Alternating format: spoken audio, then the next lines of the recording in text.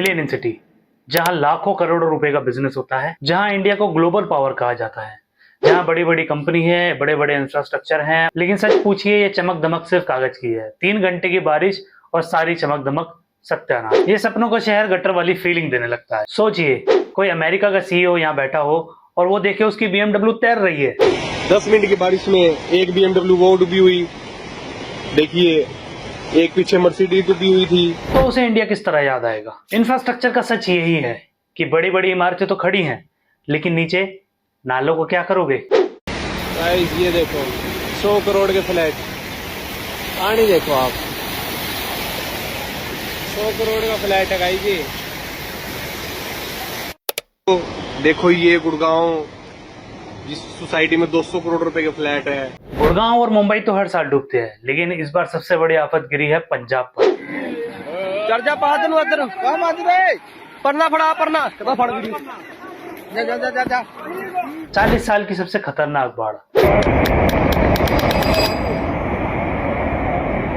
जो किसान अन्नदाता के रूप में जाने जाते थे, आज वो लड़ रहे हैं, मर रहे हैं। फसलें, घर, स्कूल सब मिट्टी में मिल गया और पानी के साथ बह गया है। पंजाब में करीब 17 जिले बाढ़ से प्रभावित हैं। लाखों एकड़ खेती डूब गई है। रिपोर्ट्स का माने तो 50,000 करोड़ रुपए का नुकसान है। और असली गुनाहगार कौन है? बारिश, नदियां या हम खुद। 1988 की बाढ़ में सतलुज और व्यास का कहर सबने देखा। 500 से ज्यादा मौतें, 40,000 करोड़ का नुकसान। लोगों ने सोचा ये सदी में एक बार होगा, लेकिन वही कहानी 2025 में दोबारा दोहराई गई। इतनी टेक्नोलॉजी, इतना पैसा, लेकिन हालात वहीं के वहीं। ऐसा क्यों? क्योंकि असली बीमारी का इलाज हुआ ही नहीं।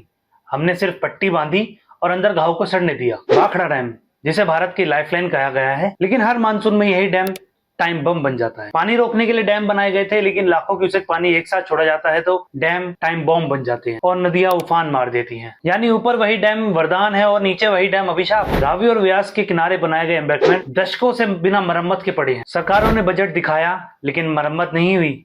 नतीजा, वही डैम टूट गए, दीवारें कमजोर थी, ढह गई और सारा पानी गाँव में घुस गया। ये कोई प्राकृतिक आपदा नहीं है, ये मानव निर्मित आपदा है। सतलज की कैपेसिटी 3 लाख क्यूसेक थी, लेकिन अब ये घटकर 90,000 रह गई है। मतलब पानी को बहने की जगह ही नहीं मिल रही। ये ऐसा है जैसे किसी इंसान की नस में कोलेस्ट्रॉल जम गया हो। नतीजा, हार्ट अटैक। नदियां और चोल लैंड्स, यानी पानी रोकने वाले जोन, हमने वहीं शहर खड़े कर दिए। सरकार ने बिल्डर्स को लाइसेंस दिया और वही मोहल्ले आज नदी में बदल रहे हैं। यानी जो जगह पानी की थी वो हमने बेच दी और अब पानी खुद अपना हिसाब मांगने आया है। कभी पंजाब कॉटन बेल्ट था, धान यहाँ का फसल पैटर्न नहीं था, लेकिन ग्रीन रेवोल्यूशन के बाद धान हर खेत में है। धान को चाहिए खड़ा पानी। धान जमीन के भूजल को खींचता है और बारिश का पानी रिसने नहीं देता, यानी खेत खुद फ्लड प्रोन बन गए। धान पंजाब की मिट्टी और पानी दोनों को खा गया। हिमालय दुनिया का 3rd पोल है। ग्लेशियर रिकॉर्ड स्पीड से पिघल रहे हैं। नदियां अनप्रेडिक्टेबल हो गई हैं, लेकिन हमने रेत माफिया को खुला छोड़ दिया, जंगल काटे और फिर कहा ये तो कुदरत का खेल है। नहीं, ये कुदरत का खेल नहीं,